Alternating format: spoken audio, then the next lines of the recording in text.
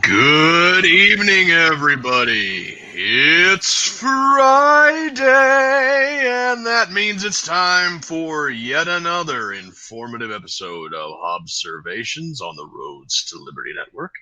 I'm Hobbs, and these are my observations. Joining me tonight is someone else who likes to observe things. We're speaking with Sam Culper of the ForwardObserver.com. Sam, how are you this evening? I'm doing well. I'm doing well. Thanks for having me.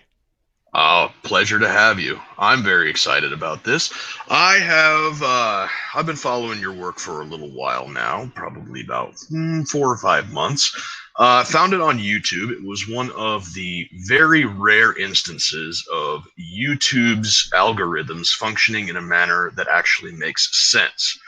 You see, I watched a video about who would win Civil War II by a guy named John Mark, and it was about an hour, maybe a little bit more if I remember correctly. And I remember thinking, this is a little too simplistic because he basically punched it down to everybody that supports Trump is going to be on one side and everybody else is going to be on another, and we're going to wax the floor with these people. And I thought it just kind of come off as a bit of a Trump guy engaging in some oorah mental masturbation. And about a week after I watched that, your first video on a rebuttal popped up, and I started watching that, and I'm like, this guy has his shit together. So why don't you tell us a little bit about yourself, and then we'll jump into some of the work that you've done. Yeah, thanks. Well, yeah, first I want to say, I don't know the guy. I watched the video and I kind of arrived at the same conclusions. I mean, look, war is messy, and there's a lot of friction in war. There's a lot of uncertainty, and my chief complaint really about the video was that the analysis was based on some Reddit LARP from like 2 or 3 or 4 years ago, and just the premise was really fundamentally flawed, and so of course the conclusions are kind of going to be moot, really. Kind So of yeah, garbage in, garbage out, right?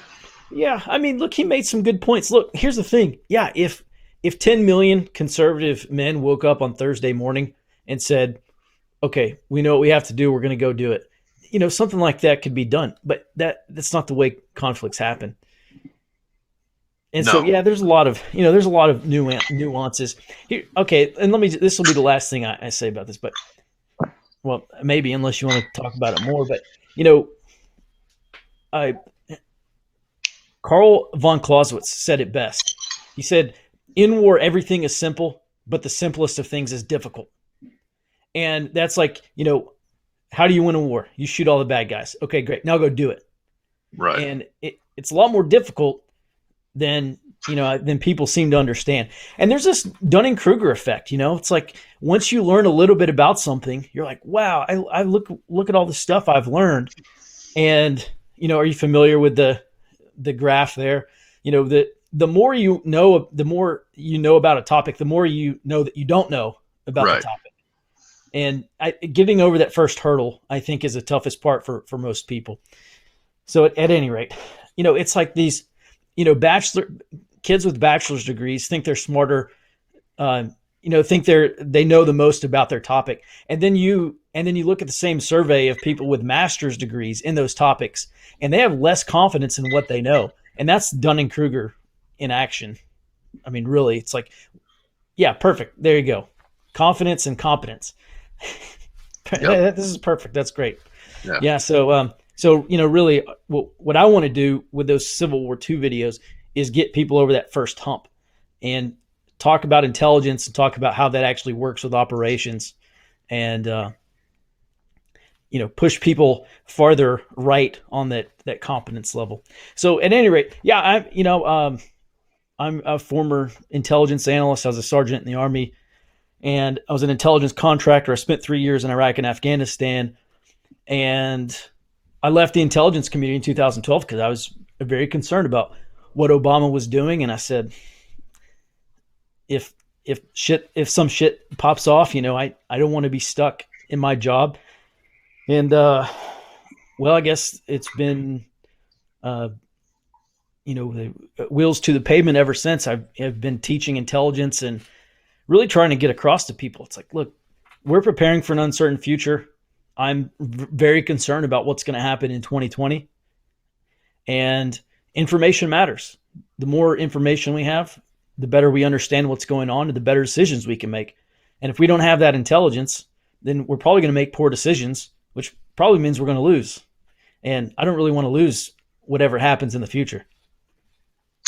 Right, yeah. I've heard somebody say that if it ever comes down to some type of a shooting war, then we've already lost. And I think that what you've got going on, prepping the mind and with the area studies and figuring out what's going on in your area, knowing who you can trust, who you can talk to, who can be a source of human intelligence, those sorts of things also work out to make it so that we might not ever have to come to the point where we get into a shooting war. If you can get a big enough, I guess, tribe together and make your arguments and have people that you can trust, that you can bounce those arguments off of and sharpen that sword, steel, iron sharpens iron and whatnot.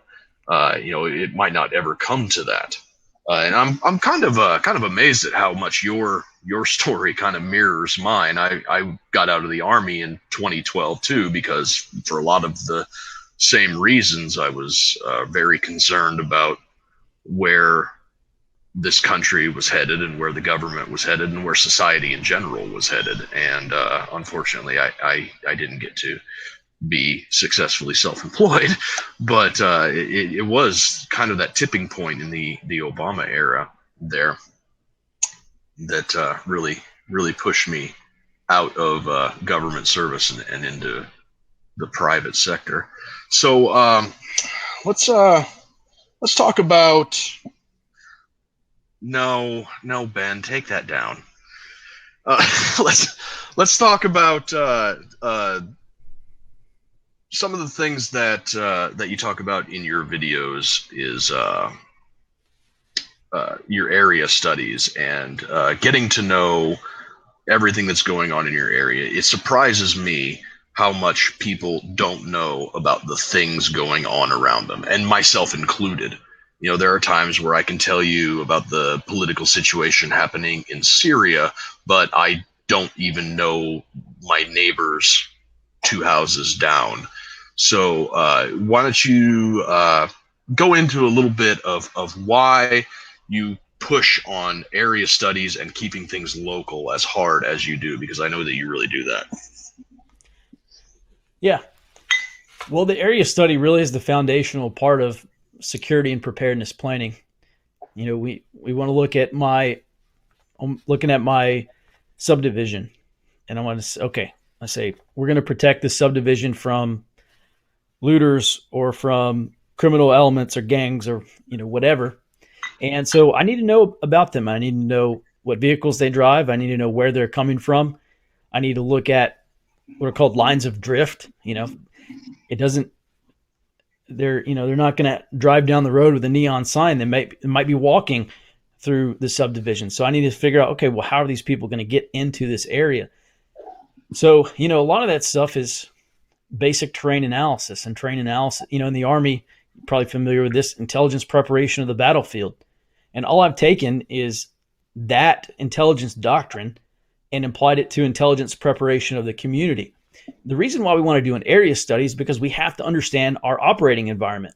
And our operating environment is not just the location and likelihood of events or conditions in our area. As far as threats are concerned. See, that's the thing. I think everyone wants to focus on the threats and the bad guys. So they go buy guns and they go buy ammo and all this stuff, and that's fine. The problem is they probably don't understand very well their local mission, and they probably don't understand very well local conditions that they're going to inherit in the future. And only intelligence can give us that. So that's why we do an area study. An area study is going to tell us the things that are going to break, our vulnerabilities, our fault lines in the area. And it's a very methodical process. And so we just go through and we look at certain pieces of information. We compile it all together. We synthesize this information into intelligence. And then we arrive at conclusions. Here's a story I tell often, and it's a great example. A few years ago, well, this was back during Obama, I taught an intelligence class to this preparedness group, and they were just bound and determined that they were going to have to fight off door-to-door gun confiscation. Now, they lived in a southern state in a very rural county, and let's transport ourselves back to 2014, 15. That was kind of a thing back then. I don't blame them for being concerned about that. But we started going through intelligence preparation of the community, and in about 15 minutes, I kind of realized, yeah, hey, actually, you know what? We probably shouldn't be preparing chiefly for door-to-door gun confiscation. We should probably be primarily concerned about the meth heads, the meth addicts who are up in the hills cooking meth and breaking into homes and robbing and doing all this stuff, because that stuff's just going to get much worse during any kind of systems disruption. And so really in about 15 minutes, they had their entire paradigm shifted on what they should be preparing for. And that's what happens when we front load intelligence. That's what happens when we understand the threat and we understand our operating environment. Then we can have a clear picture of what our mission is going to be. And then we can begin selecting gear and developing the skills that we're going to need in order to deal with those threats. So everything starts with intelligence. And so really the area study is front loading intelligence so we can understand what's going to happen in the future, and then we can better prepare for it. Right. Yeah. That's one of the things that I'm trying to do with this show in particular is I'm trying to talk to people who are specialists in areas of societal collapse that people might not be aware are as important as they are, or may not even be aware of them at all. Like 2 episodes ago, unfortunately, the audio was crap, so I'm gonna have to redo it. I was talking to one of my old Army buddies who is into organic farming and homesteading, and he's trying to do things as sort of natural as he can. That'll, not because he's a prepper or anything, but just because he feels closer to the earth that way. And that sort of skill is going to pay dividends in the event of some type of, balloon goes up, grid down type of scenario. And like you said, a lot of people, they go out and they buy guns and gear and ammo. And I'm certainly guilty of that myself. I am kind of a gear queer, but, all that, Gucci gear and $3,000 AR and tricked out Salient Arms Glock ain't gonna mean fuck all if you don't know what direction you need to push it. And the intelligence, like you were saying, is paramount in figuring out, 2 blocks down is a housing complex full of drug addicts that are just looking for their next fix, and 2 blocks the other direction is the wealthier side of town where they're not going to be a threat to anybody. So, where do I need to point everything? So yeah, the intelligence may not be the sexy thing that you can post on Instagram and get a ton of likes, but it's probably going to be the more important part of the whole prepping thing. And like I said earlier, it'll possibly diffuse the situation and you won't need all of that cool guy gear. Yeah, well, certainly the more we understand about the situation. I mean, look, not everyone can be a gunslinger. They're old people and they're not going to go out and flank and spank anybody. Right. Be lucky to, be looking out their front window and, guard their home. But here's the deal. Early warning could be the difference between life and death in a situation like that, if things actually do get that bad. And so, just being networked, having people, in the community and being able to communicate and being able to pass information along is really it's a game changer in terms of preparedness. The ability to provide early warning. Here's a great example. All right. So, in Sudan, they had this Muslim Janjaweed militia, and they would just go around and rape and pillage their way across these Christian villages. And the Christian villages finally got smart and they built a ham radio network. And they started calling out, hey, we see Janjaweed, over here at this location. And, I hope they're going to their maps and saying, boom, Janjaweed marked here at this date and on this time. And they were able to provide early warning to each other. And so, man, if you got 5 minutes, that's 5 minutes to kit up and, and go out into the street and or go do whatever you're going to do. And 5 minutes is a game changer in terms of a tactical situation like that. Right, right, absolutely. I know I just kind of shit on gear there for a second, but you brought up the ham radio situation, and that's something that I did want to talk about tonight is the importance of comms, and in particular with what's going on out in California. I didn't get a 100% crystal clear story on what's going on out there, but it's something about shutting down the ham network out there. So I know you've talked in a couple of your videos about various pieces of comms equipment and like police scanners and whatnot. So, in the event of a sort of a grid down thing, what is something that you think that people should probably, something that they can go out and get on Amazon or at their local, I don't know, is Radio Shack still around? I don't know. But anyways, electronic store, like a police scanner or a two-way radio or something like that. What's your recommendations for those things? Sure. Yeah, I don't mean to call this guy out, but Ethan says you can't have too much ammo ever. And look, I agree with that. If I have unlimited budget, yeah. But let me ask you the question. Would you, if you have 5,000 rounds of ammo, would you rather have another 5,000 rounds of ammo, or would you rather have a police scanner and be able to listen into emergency services communications? And when they say, "Oh, there's looting and whatever going on Bakalakadaka Street," and you're like, "Hey, I live right next to Bakalakadaka Street." I mean, that's intelligence gathering. So me, that's an easy thing. Yeah, I would much rather have a police scanner. It's like, you've got 3 months worth of food saved up. Well, what's the difference between 3 and 4 months worth of food? Because you're not going to eat that food until 3 months from now. So you may as well just take that money and buy something that allows you to maintain situational awareness, because we have limitations on how far we can see and how far we can hear. And Clausewitz talks about the fog of war. I mean, he doesn't mention that specifically, but that's what he's getting at. And so the ability to cut through the fog of war is an absolutely incredible skill that we can develop. So I guess ultimately, yeah, I mean, everyone needs a police scanner. The only caveat I would say to that is if your law enforcement locally there you go. Ethan lives right next to Bakalakadaka Street, so he needs to listen out to that. So, but yeah, there are a lot of police scanners. The only reason why you might not want to go out and buy a police scanner is if your local emergency services, this will probably be the police, but if they operate on encrypted channels, there's very limited value there on the police scanner. But one that I highly recommend is called a Uniden Home Patrol 2. And this is like the Ferrari of police scanners. And just being able to, there's a couple things here. Number one, we want a baseline. You should not be firing up your police scanner for the very first time during an SHTF scenario. I want to get a baseline of, hey, what's an average Saturday night for my area? Because we may hear a lot of stuff like, man, there were 5 robberies last night. I had no clue. Right. And so we want to establish a baseline. The police scanner is one way we can do that. And basically what we get from that is something called operational tempo or op tempo.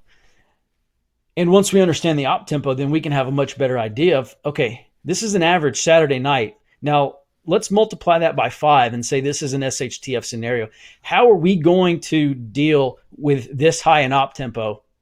And if you can't answer that question, be thankful that you're asking it, because you may have just saved your life or saved your livelihood there.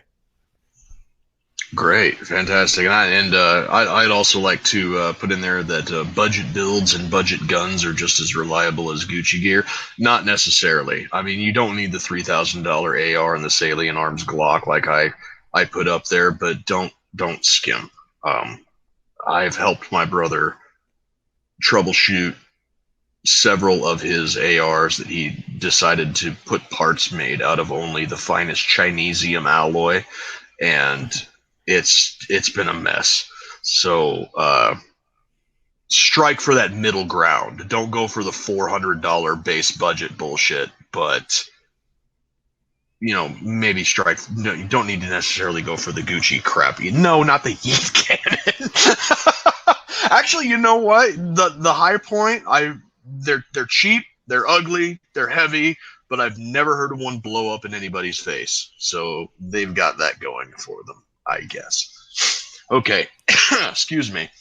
The next thing that I wanted to kind of talk about is you touched on it briefly in one of your videos recently, maybe about a month ago or so, and that is starting up relationships in your local area, specifically with first responders and police in particular. Now, I don't know how much digging you did into this show and everything, but we are all very heavily involved, excuse me, with the Libertarian Party, and there seems to be this streak going through the Libertarian Party that all cops are bastards. I don't personally hold that view. I like to take individuals as individuals and judge them accordingly.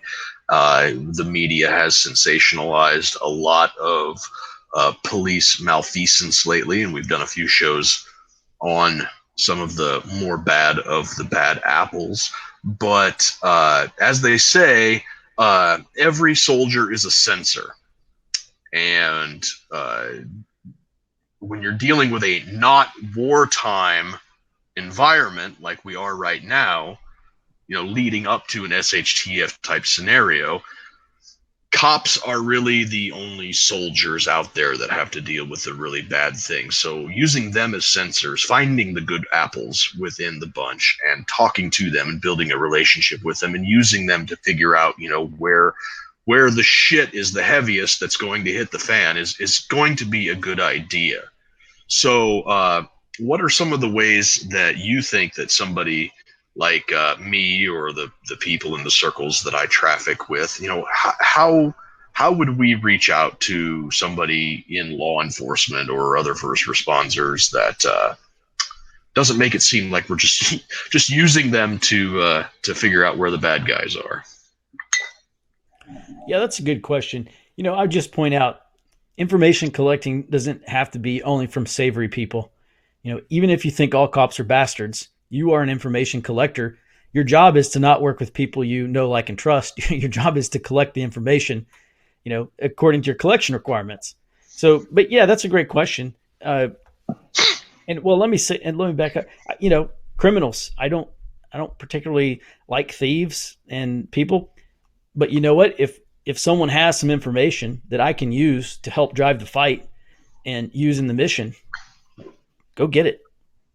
So, yes, as far as law enforcement, I think that probably a really great way to start is, if you like cops, great. If you don't like cops, don't care.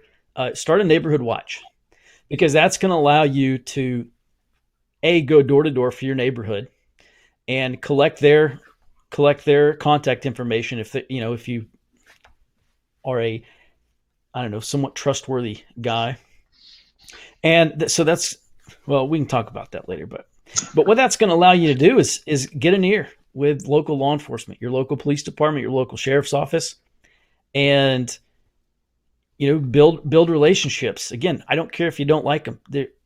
We've worked with sources that we are frankly super bastards, but at the end of the day, it's like, man, they know what we want to know, and so our job is not to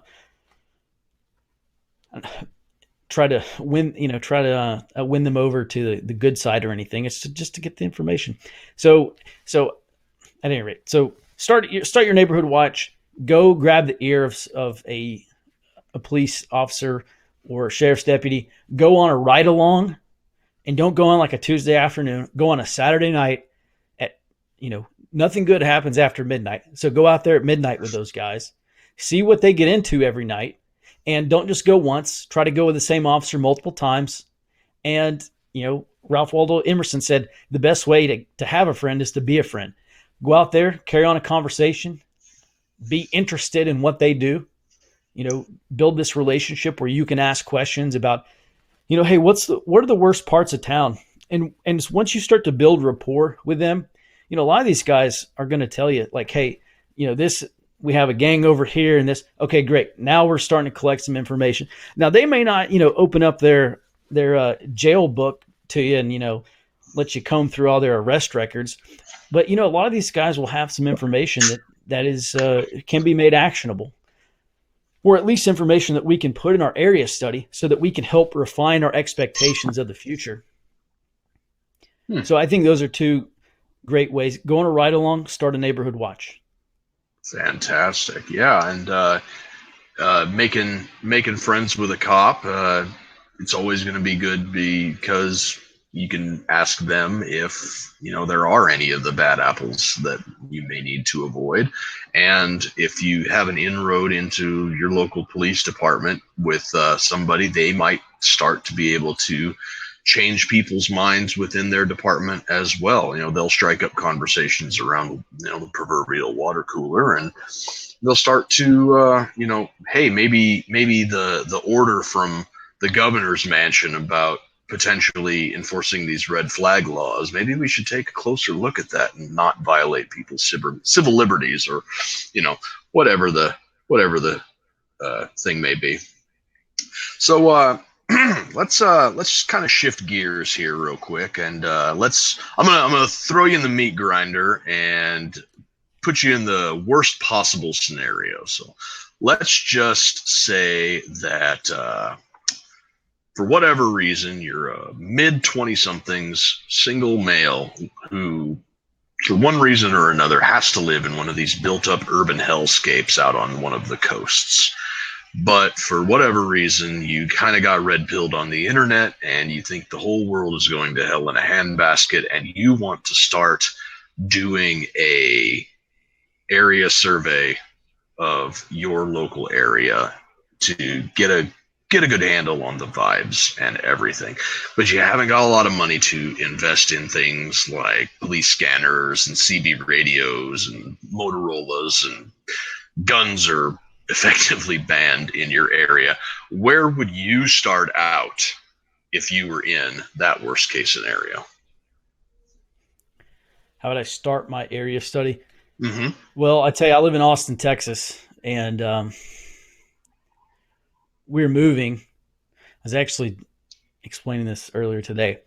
I'm surrounded by a number of progressives. There's some Republicans, some, like pretty solid conservatives in this area, but it's majority on the left. And I'll be real honest. I don't understand them. They don't understand me. That's not where I want to be in an SHTF scenario. And so, we are moving. But, if I'm in my mid-20s and I can't move, and I'm stuck there because maybe that's the job I have, whatever. You got a kid in the area or a wife or whatever, you're stuck there. For an area study, well, the first thing I'd start doing is trying to figure out, okay, who's going to be friendly and who's going to be not friendly in an area. And it doesn't have to be, oh, this guy is 100% bad guy. We can just say, look, this person is more likely to cooperate with me. This person is less likely to cooperate with me. It's political season's coming up again. Start looking for the political signs and political stickers on vehicles, and then go back home and you've got your area of your map, or you got your map of your area, and you can just say, this house, Bernie supporter, this house, Trump supporter, and start looking at, understanding your local human terrain. If you see a guy with a Marine Corps flag or a guy with an Army flag or U.S. flag in the front yard, go be friends with that guy. Or, at least go meet him. If you see him, out in he's mowing the lawn or whatever, go talk to the people. Here, and let me just say this too. This has nothing to do with the area study, but this kind of dawned on me earlier today. A lot of people spend a lot of time on prepper groups, like, oh, how do I get and join in a prepper group? And, guys, prepper groups suck. What you need to do is go door to door, and your neighborhood needs to be your prepper group. I think we spend way too much time saying, oh, this guy's in our prepper group and he lives, 30 minutes that way. And it's like, great. Who's the guy that lives 30 seconds this way? 30 seconds from you. That's the guy who needs to be in your prepper group. So So that's the next thing I would do is I would say, okay, how do we operationalize this information? That guy has a Marine Corps flag and a Trump sticker. I need to go talk to that guy. I need to go be best friends with that guy. And we need to figure out, we need to crack this nut in the local neighborhood and figure out how we're going to protect this place when the shit hits the fan. And so, that's kind of probably step number one is look at the human terrain. Step number two is operationalize it. Like, great. How can we make knowing this guy actionable? Maybe this guy's a prepper and, or maybe he's, maybe he's going to be a goon in the Boogaloo and, great. He's local. Get to know him. So that's probably the first step I would take is human terrain. Human terrain, get that human intelligence before you start trying to figure out, like a bug out area or any of that other stuff. Is finding out who in your local area may be trustworthy, maybe not trustworthy, maybe a source of intelligence, and is just a dumb son of a bitch on the corner. Let's see here. Ethan Brooks says he's legit moving in 3 weeks from Athens to Oglethorpe County. Time to skedaddle on out of the college town. Yes, absolutely. If you can do that, go right ahead. I used to live around Oglethorpe County a few years ago. Actually, it's close to 8 years now that I moved out of that area. But yeah, it's a nice area down there. Job market kind of sucks. Kind of fluctuates with the 3rd Infantry Division's deployment cycles. But yeah, it's a nice place to be. Lots of open land and hunting and everything. And you can put what you're learning here and on forwardobserver.com to use in your transition into a new area. So let's talk about cybersecurity and cyber intel gathering, because the internet is such a huge part of our first world lives now, and people are really being affected lately by the YouTube and Facebook censoring. I know I'm in a libertarian and anarchist chat group where a lot of the admins of these pages that I talk to are being censored. A lot of their personal information is getting out there. So rather than talk about how we can gather intelligence, if this is within your wheelhouse, what are some ways that we can protect ourselves from having intel gathered on us? Mm-hmm. Yeah, that's a great question. Well, the security measures we need to take should be commensurate with the risk. Mm-hmm. And in this case, anything that's online is being archived. It's just being saved because you know what? It's super cheap to save all this data about everybody on some NSA server in Utah or wherever, or on the Amazon cloud. And let me just say this too. It's not just NSA. It's Amazon, Google, Facebook. It's all these people. And so I think everyone's pretty relaxed right now because, oh, well, Trump's in the White House and Trump's not Obama, and, they're not coming after us as long as Trump's in the White House. And I mean, obviously that sentiment's going to change as soon as the other party gets in. But the truth is none of this stuff has really stopped. No. So as far as protecting ourselves on the internet, look, if you're on the internet, your chances are very good you're going to lose to NSA. So really the best way not to lose a chess game against NSA is just don't play on their chessboard. So, people can use VPNs and, they can use Tor and I2P and, all these other things and encrypted email. And I'm all for that stuff. But the fact of the matter is that, NSA has been working on Tor for 5-10 years now. They've been working on this encryption stuff. They got backdoors built in all these, programs, and even in computer chips, there are NSA backdoors. So it's like, some people can be, some internet super sleuth, and that's fine. But chances are very good that the average person is just not going to be. And it doesn't mean that you shouldn't take precautions. Like I'm a huge fan of encrypted email. But just encrypting an email is not the solution. You have to understand the security theory behind that. And it's like, well, let's look at operations security now. And if I'm just encrypting emails with one person, well, that might be a red flag. So what does that mean? I need to encrypt as much email as possible. And then even then, it's like, well, if you're giving up your IP address, then the NSA may not know exactly what you are transmitting, but they know where you are transmitting it from. So there's just a lot. I mean, that's just a huge rabbit hole. But if people want to get some more protection, go use a VPN, a virtual private network. You basically, you kind of you build one wall, between you and the internet that way. Even they've done these traffic analyses on Tor, and it's there are 9 users on Tor. This actually happened at the University of Cambridge. They did a study. They tracked not the activities of 9 users. They didn't know who the users were, but all they had is data, and they were able to determine 7 individually 7 of the 9 Tor users. So even just being on Tor, unless you understand operation security and how and indicators and how to obscure indicators of your activities, being on Tor or encrypting your email, that's one step, but that's just a small piece of the puzzle. And the problem is that they have too many tools and we don't have enough defenses. Period. Right. Yeah, absolutely. So yeah, Ethan seems to be the one guy that's asking all the questions here. He says, so you think they'll be putting us on lists because we share some unsavory memes?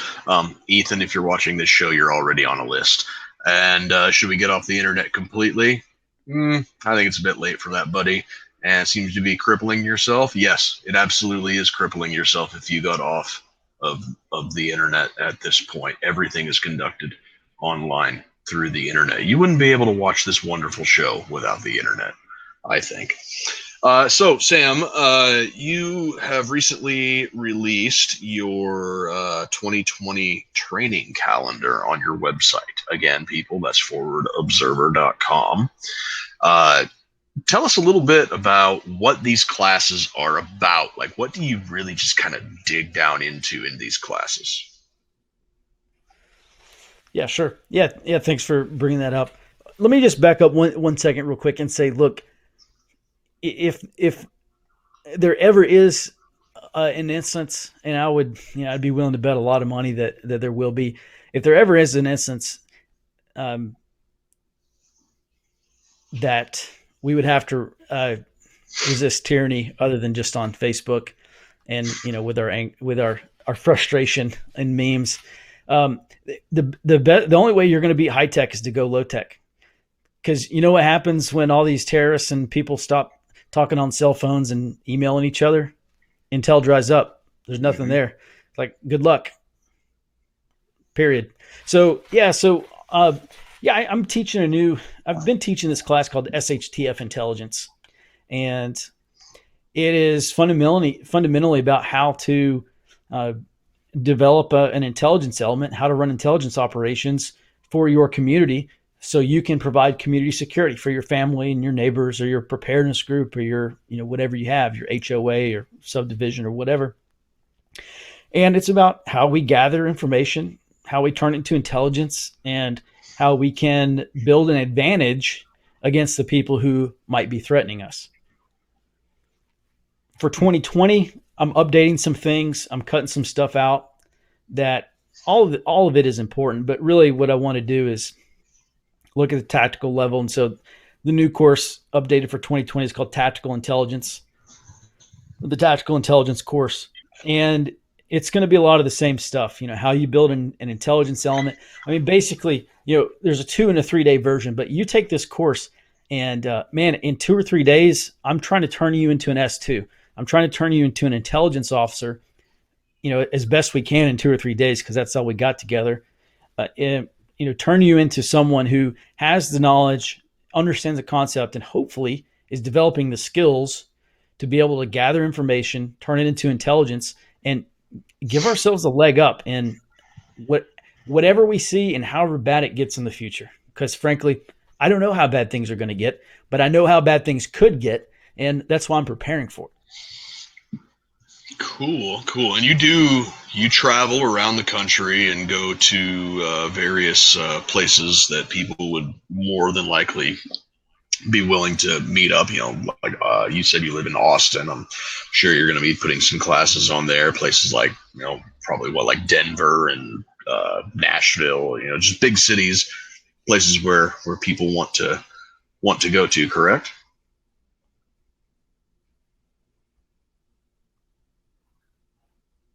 Hello, are you there?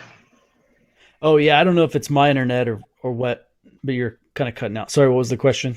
Oh, I said that you're not just doing all of your classes out of Austin, Texas, and it's not online. You're traveling around the country to give these classes at various cities, right? Yeah, I'm trying to make it as easy for people as possible. I'm going to a lot of states that I don't really like. I don't really want to go to California, but if there's a big enough crowd out there, I mean, I may pop in for a couple days, uh, or go to like Las Vegas or yeah. So yeah, I'm in Vegas and Salt Lake and a couple other places out west. Up in Pittsburgh, I might be heading up to New Hampshire somewhere, up there. Definitely not New York, Connecticut, or Massachusetts. Sorry, you're gonna have to drive to come to this class. I'm just not going to those states. Right. And uh, yeah, I mean, I kind of look at it this way: we got roughly 12 months before some real shit happens. Because no matter what happens in the next election, 50% of the country is going to be mad as hell. Yeah, exactly, exactly. So Ethan wants to know if there's any classes going on in Georgia, and Michael Gale wants to know what sort of preparatory materials. Mike, are you talking about like guns, gear, radio stuff, or are you talking about like literature? Please clarify. So yeah, any classes going on in Georgia? Yeah, I have a class in Atlanta, I believe. I can't recall the dates. If you just go to forwardobserver.com/events, they're all listed on there. Okay, If not, I can schedule one in Atlanta very easily. cool. Yeah, literature. I tell you what, man, go to forwardobserver.com, join the email list. I write blogs, blog posts. I've got a YouTube channel where I talk about this stuff. Right now, I'm going through on YouTube. I'm going through it's not a manual. It's like a correspondence course, basically called Introduction to Warfighting. And not that I'm teaching this for warfighting, but war and conflict are synonymous, and we're going to run into a lot of the same problems. So I'm teaching the intelligence elements. I'm kind of extrapolating the intelligence picture from this Marine Corps document called Introduction to Warfighting. It's for their sergeant's development course or something like that. So I'm talking about this stuff on YouTube. I'm writing about it. I got a podcast to talk about this stuff. I'm going to give away tons of information for free and how to, and because I really want people to understand it. So that's definitely probably the first thing you could do is just read the free stuff and listen and watch the free stuff I'm putting out there. Awesome, awesome. Kind of give us kind of a breakdown, just a real quick and nitty gritty on what is a day in one of your classes like. Man, I'm sorry. It must be the gremlins in my internet, but I Sorry didn't about catch that that. last question. I said just give us kind of the quick nitty gritty on what is a day in one of your classes like. Yeah, sure. Well, we um, we talk about the intelligence cycle, and for the average person, the intelligence cycle probably doesn't matter a whole lot. But if you're going to be the S2, you're going to be the intel chief, the ace chief, the intel officer. We have to understand what the intelligence cycle is and all of the tasks that are associated with all five of those phases, because we have to be able to task that stuff out. We're not going to be able to do everything ourselves. So grab a couple of friends, and after you get done with this course, go back and teach them, because you're going to learn best by teaching other people. We talk about intelligence gathering. There are many disciplines. I talk about the four main disciplines: human intelligence, signals intelligence, open source intelligence, and imagery intelligence. And so, I go over what all that stuff is. We talk about some tools. We talk about some gear, we talk about some theory. We break down and do some how to and kind of some practical exercises to get students developing their own streams of information. We try to automate that stuff as much as possible just because we're going to be massively crunched for time and resources. So the more we can automate, the better off we're going to be.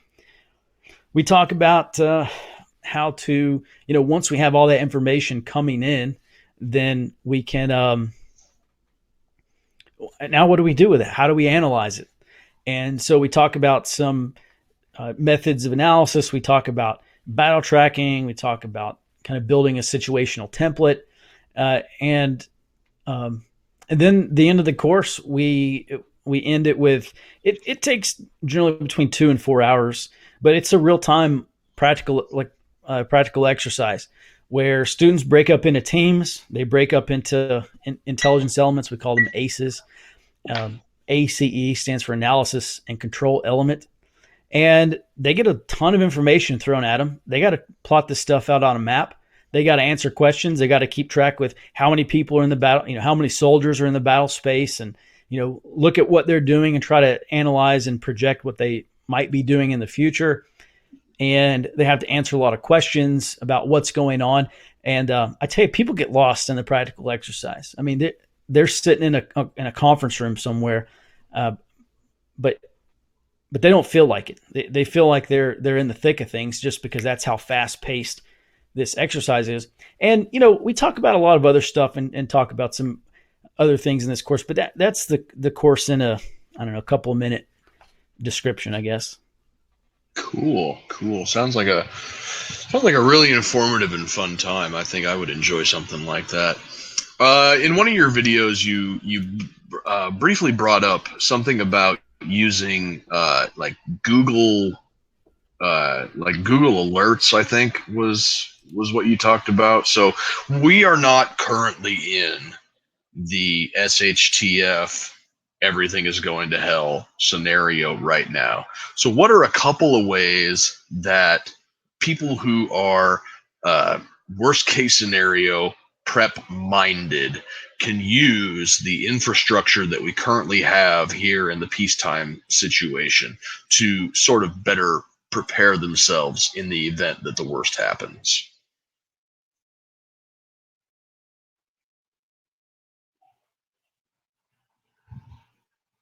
Did your internet go out again?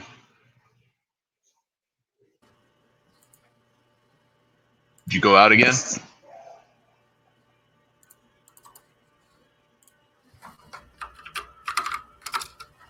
Sam, you there?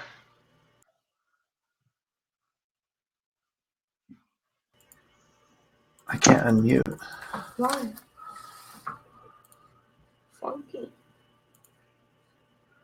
Ben, did we lose? Yes.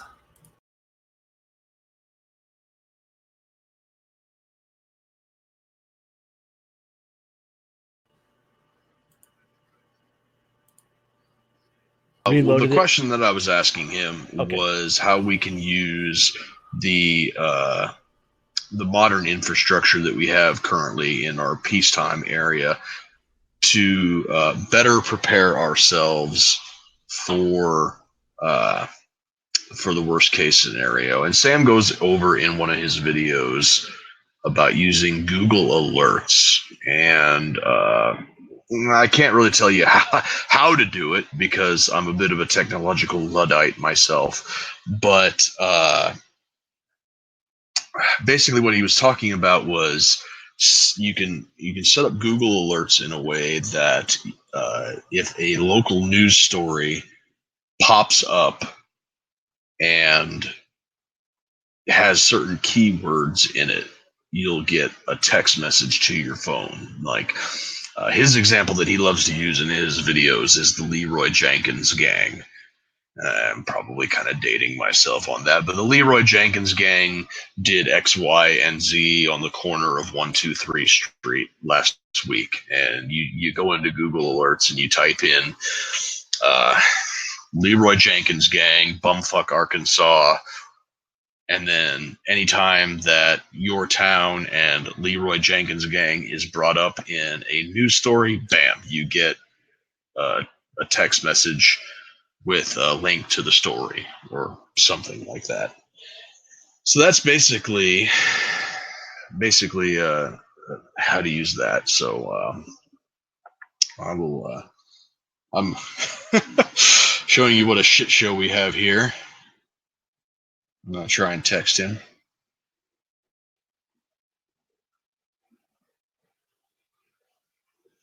And we'll see if we can't get him back on here in a second. Okay, so Ethan asks, check out his SHTF playlist on YouTube. Hey, Sam, are you there? I am. I'm right here. Can you hear me? Him, Hobbs? No, yeah. I don't. Well, that's exciting. Hold on. It's called Forward Observer. That's correct. He's already got an area study for his area, and he's moving to areas around part where the south. Can you hear now, Hobbs? I do Sam, not. You there? I am. All right. Can you hear me now? Apparently, Hobbs can't hear you since you rejoined. Okay. So, Hobbs, just rejoin this. I'm going to kick you out. All right. We'll edit this out on the podcast. All right. Stand by, Sam. He's going to rejoin. Okay. Yeah, I don't know what happened. He dropped out there, and then.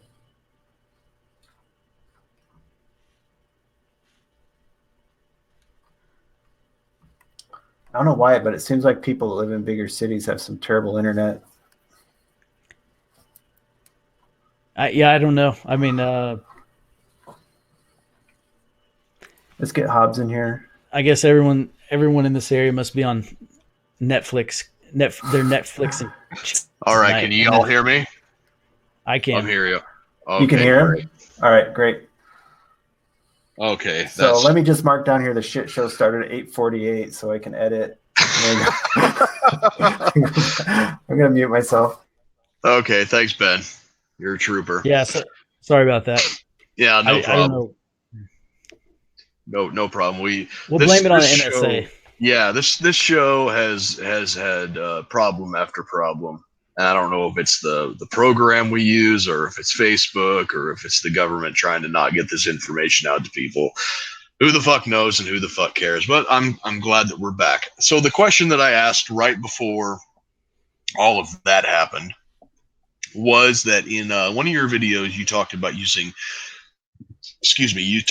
Google Alerts for local happenings, and I laid the scenario out. You put type in Leroy Jenkins gang, bumfuck Arkansas, and anytime that something happens involving your hometown of bumfuck Arkansas and Leroy Jenkins gang, you're going to get a text about it. So what are some of the ways like that and other ways to use the not SHTF first world infrastructure to better get yourself prepared for the eventuality of something bad happening?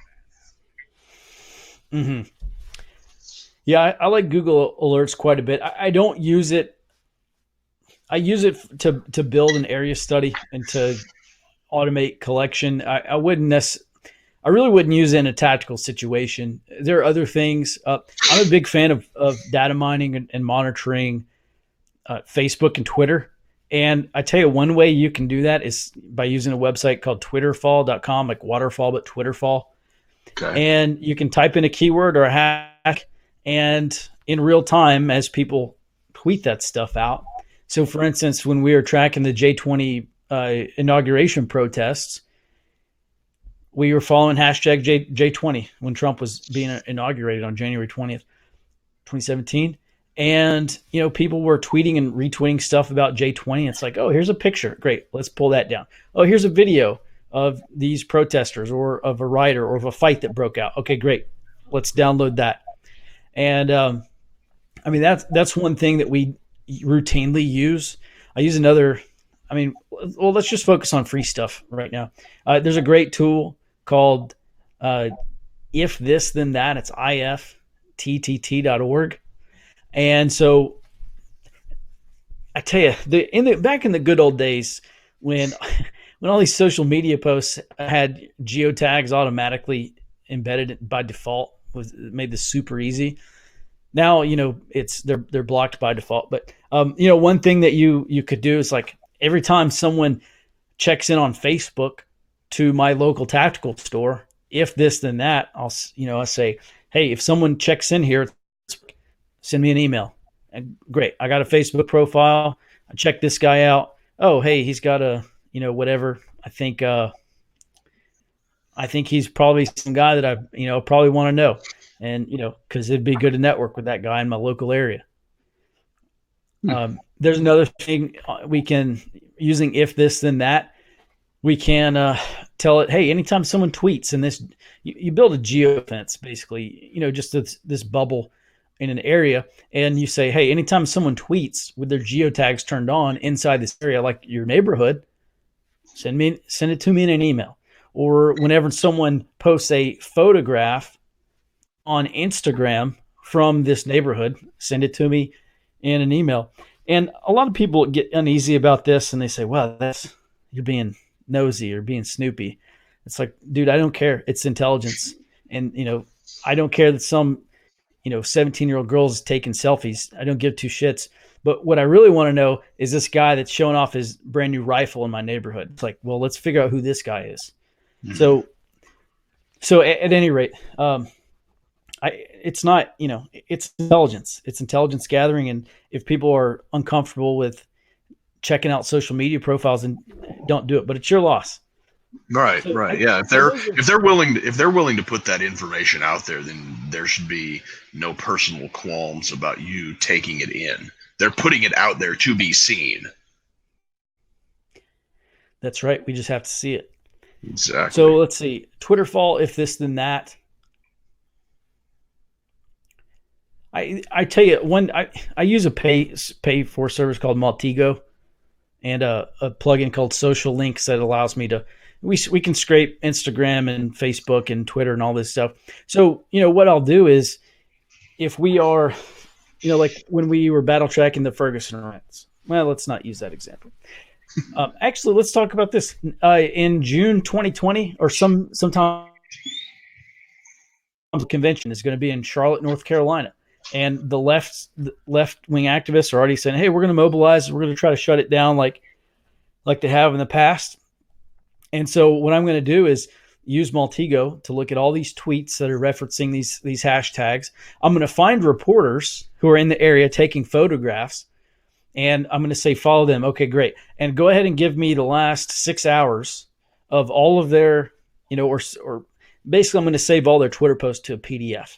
And, that way we have it documented. I'm going to say, follow this guy over here. And when this guy mentions some other Twitter account, we're going to be able to see that he linked to it. If someone is retweeting, let's say there's a video of a riot, and some person retweets that and says, oh, hey, this is happening near me right now. Okay, great. Let's follow that guy. And basically what we're trying to do is figure out all the Twitter users who are in an area at a certain time and follow them all and gank all their shit that they're putting on Twitter, because it has intelligence value. And so then what we can do is we can take that out. We can throw that on a map, like on Google Earth. We can throw it on a printed map. And over time, we can build out a security picture of exactly not. Actually, if we do this on Google Earth or ATAC or ArcGIS or whatever, we can move those pins. Hey, the worst part of this mob that's not rioting took a left on Bakalakadaka Street. Now they're over here. Okay, great. Move the pin and say, hey, 14:10 p.m. to 10 p.m. in the afternoon. And so that, that's one thing that we do. That's one thing I encourage everyone to do, is to build those kind of battle tracking skills. And even if you never battle track, it's just great practice for reporting real-time location of what's going on around you. So those are a few things I would say to get started with gathering information during an emergency. Awesome. So that's IFTTT, if this then that. Maltego, is that Maltego? Yes, that is correct. Okay, so yeah, Maltego, and Google Alerts, and basically just combing through the Facebook and Twitter, if you can stand to swim in that ocean of piss that is social media these days. So we're coming up on an hour here, and I just kind of wanted to put a nice little bow on everything that we talked about, and we'll make a nice circle back to what we talked about at the beginning, and that's that John Mark video that originally kind of in a roundabout way brought me to you. And not necessarily the video itself, but the misconception that a lot of people have regarding a Civil War type of scenario that we have here in the United States. People on the left who are in for gun confiscation and whatnot seem to be under the misconception that it's going to be the U.S. military with its drones and tanks and automatic weapons lined up on one side of a field, pointing across that field at a bunch of bubbas with their rifles on the other side, wearing their flannel with their dip spit stained wife beaters or flannel and whatnot. However, there is another misconception on our side that it is going to be SWAT parks a Bearcat on either end of a block and just starts going door to door, kicking in and confiscating people's property. And one of the things that you brought up in your video rebuttals to the John Mark video is that it's not going to be that sort of black and white, us versus them type of scenario. It's going to be much, much, much more nuanced, more local, more regional. So what, in the couple of minutes that we have left here, what is sort of the condensed down last little bit of advice that you can give to people that really want to prep for this worst case scenario, but they're too busy looking at the national picture? What would you tell them to just kind of drill the point home that it's about the local, stupid? Yeah, I mean, what happens in DC, or whatever happens, frankly, whatever happens anywhere, the only effect that you should, or I would say, well, let me rephrase this. The effect is the end effect, is how something that happens in Washington, D.C. or Los Angeles, California, or wherever, what are the second, third, fourth, fifth, whatever X order consequences down the road, follow-on effects? How does it affect the end user? How does that wind up on your doorstep? And if you can't answer that question, then you're not really prepared. That's why we do an area study. We have to face facts and say, regardless of what the military does, if the military I don't think we're going to see these mass defections in the military that people are talking about. But, well, let me say under a baseline scenario, regardless of all these things that happen, it's like, well, what's your local National Guard going to do? And what is your local sheriff going to do about this problem during this event? And what are your local politics going to do? And what does your local economy look like? And what are your local gangs going to do? And what are your local, criminal shitbags going to do? If we can't answer those questions and we don't understand our operating environment, and it doesn't really piss me off. It just kind of frustrates me that all these people are talking about war. Oh, this is how the war is going to break down. And then this is going to happen. And then all this shit's going to happen. And then, they don't even have their own local picture. They don't even understand their own operating environment. And this is Clausewitz says, hey, everything in war is simple, but the simplest of things is difficult. And it's very easy to, say, it's very easy to think you understand war. Get knee deep or waist deep in conflict, and you quickly understand it's messy. It can be brutal. There's a lot of uncertainty there. Shit doesn't go your way. Sometimes you get completely blindsided by stuff. So I guess my overall advice really is wars are won locally. So Figure out your local shit first. And then if you want to go be an armchair general, okay, great. Go make a bunch of YouTube videos. But if you don't have your local shit sorted out, you're going to be fucked. and it doesn't matter. You can make YouTube videos about Leroy Jenkins' gang who's now taken over your area. Have you seen Narcos, the Netflix No, series? I've wanted to. I haven't though. Okay, it's great. I'm making my way through it now, and I tell you what, honestly, I think what is a very good baseline scenario for the United States in the next 5, 10, 20 years. Not for every county, but for a lot of these counties, underground. I won't even say insurgencies, but underground criminal movements, organized criminal movements that the government and law enforcement cannot defeat, and we're all seeing that. Now put that on steroids, multiply that by 2 or 5 or 10, and it's like Mexico. They're never solving that shit. It's like Venezuela and Colombia and Chile. I mean, Chile's had these ongoing problems, social unrest problems, and that's America's future. They're never solving that shit. And unfortunately, I think the golden age of America is well past us. And it's time to revert to the mean, which is a pretty shitty place to live, frankly. Yeah, definitely. Definitely, I think that Gilded Age is also kind of past us here. So, a couple of people here are asking some questions. Ethan says, "Are you on Castbox?" He'll definitely listen to your show, especially since you're apparently familiar with Georgia. Is that? I don't know if that's directed at us or you. I think that's you. Okay, good. And he says that the Leroy Jenkins gang have a base camp on Bakalakadaka Street. Since you live adjacent to Bakalakadaka Street, Ethan, I'd say it's probably time to get some guns and bullets ready. Definitely. Okay, so we're a little bit past an hour here. That's how we normally like to wrap things up.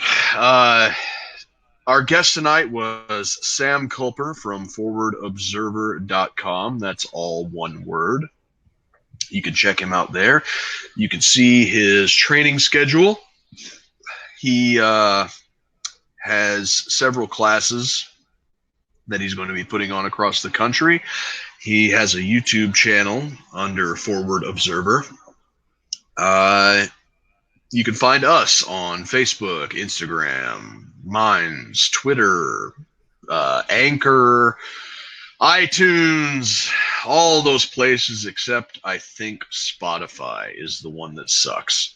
So you can listen to us there. We've got the Token and Hobbs show every Tuesday night. Ben does the Alleyways podcast dealing with local government on Thursdays. And of course, I have Observations on Fridays at 9 p.m. Central Time. I would like to thank our guest again, Sam Culper of ForwardObserver.com. Thank you very much for being with us tonight. Thanks for having me. Absolutely, and hopefully you'll be with us on future episodes. So check us out at roads2liberty.com. Look for us on all of your favorite podcasting apps, Facebook, Instagram, Twitter, all those other stupid places. Thank you very much for listening, and have a good night, everybody.